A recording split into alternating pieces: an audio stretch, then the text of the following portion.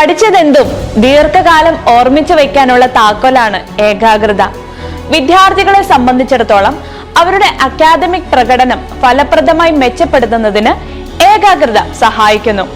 അവരുടെ ചിന്തകളിൽ ശ്രദ്ധ കേന്ദ്രീകരിക്കാനും നിയന്ത്രിക്കാനും അത് ആവശ്യപ്പെടുന്നു. പരീക്ഷകളുടെ കുറഞ്ഞുപോയ മാർക്കുമായി ബന്ധപ്പെട്ട് വിദ്യാർത്ഥികളുമായി സംസാരിക്കുമ്പോൾ അവർക്ക് ശ്രദ്ധ കേന്ദ്രീകരിക്കാൻ കഴിയുന്നില്ല എന്ന് മനസ്സിലാക്കുവാൻ സാധിച്ചു. മണിക്കൂറുകൾ പഠനത്തിനായി ചിലവഴിച്ചിട്ടും ആഗ്രഹിച്ച റിസൾട്ട് നേടാൻ കഴിയാത്തവരാണോ നിങ്ങൾ? എങ്ങനെ ഏകാഗ്രത വർദ്ധിപ്പിക്കാം എന്ന് നമുക്കൊന്ന് ചർച്ച ചെയ്താലോ? Focus on your goal. നമ്മുടെ ലക്ഷ്യത്തെ മുൻനിർത്തി പഠനത്തിൽ ശ്രദ്ധ ചെലുത്തുക. വിദ്യാർത്ഥികളെ സംബന്ധിച്ചിടത്തോളം അവരുടെ ലക്ഷ്യം തങ്ങൾ തിരഞ്ഞെടുത്ത കോഴ്സുകൾ വിജയകരമായി പൂർത്തീകരിക്കുകയും വിഷയങ്ങളിൽ അഗാധമായ കഴിവ് നേടുക എന്നതുമാണല്ലോ. സോ ലക്ഷ്യബോധത്തോടെ വിജയിക്കാൻ ഉറച്ച് പഠിക്കുക. Good sleep. ഏകാഗ്രതയോടെയുള്ള പഠനത്തിന് കൃത്യമായ ഉറക്കം അത്യാവശ്യമാണ്. സ്ഥിരമായി നല്ല ഉറക്കം ലഭിക്കാത്തത് നിങ്ങളുടെ മാനസിക അവസ്ഥയും പഠനത്തെയും സാരമായി ബാധിക്കും. ഓരോ ദിവസവും 7 മുതൽ 8 മണിക്കൂർ വരെ കൃത്യസമയത്ത് ഉറങ്ങുവാനും എഴുന്നേൽക്കുവാനും പരിശീലിക്കുക.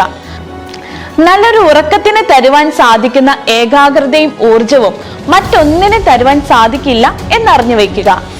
Make time for exercise. സ്ഥിരമായ വ്യായാമം ഏകാഗ്രത വർദ്ധിപ്പിക്കുവാൻ സഹായകരമാക്കുമെന്ന് വിദഗ്ധർ എല്ലാവരും ഒരുപോലെ അഭിപ്രായപ്പെടുന്നു. കൃത്യമായി വ്യായാമം ചെയ്യുവാനുള്ള സമയം കണ്ടെത്തുക. നിങ്ങൾക്ക് കഴിയുന്ന രീതിയിൽ ലഭ്യമായ സൗകര്യത്തിൽ മുടങ്ങാതെ ചെയ്യുവാൻ ശ്രമിക്കുക. Brain exercise. ഫിസിക്കൽ എക്സസൈസ് പോലെ തന്നെ പ്രാധാന്യം അർഹിക്കുന്നതും ഏകാഗ്രത വർദ്ധിപ്പിക്കുവാൻ ഹെൽപ്പ് ചെയ്യുന്നതുമാണ് brain exercise. Sudoku, puzzles, chess, memory games, word search തുടങ്ങിയ ബ്രെയിൻ ഗെയിംസ് ഒന്ന് പരീക്ഷിച്ച് നോക്കാവുന്നതാണ്. Take a break. മണിക്കൂറുകൾ തുടർച്ചയായി സ്റ്റഡി ടേബിളിൽ തുടരുന്നത് കൊണ്ട് കാര്യമായ ഗുണം ലഭിക്കാനിടയില്ല. ചെറിയ ചെറിയ ഇടവേളകൾ എടുക്കുവാൻ ശ്രമിക്കുക. അമിത സമ്മർദ്ദവും ഉത്കണ്ഠയും ലഘൂകരിക്കാൻ ഇതുവഴി നിങ്ങളെ സഹായിക്കും. ഇടവേളകളുടെ ദൈർഘ്യം നീണ്ടു പോകാതിരിക്കുവാനും പഠനത്തിൽ നിന്നും പൂർണ്ണമായി ശ്രദ്ധ മാറാതിരിക്കാനും ശ്രദ്ധിക്കുക. Choose A neat and clean study space.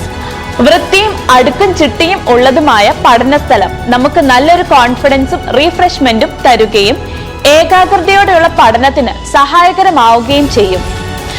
Avoid electronic gadgets while in study table. Mobile ഫോണും സോഷ്യൽ മീഡിയ ആപ്പുകളും പഠന സമയങ്ങളിൽ കൃത്യമായി അവോയ്ഡ് ചെയ്യുക. ഇത്തരം ഗാഡ്ജറ്റ്സ് നിങ്ങളുടെ സ്റ്റഡി ടേബിളിൽ നിന്നും അകറ്റി നിർത്തുക.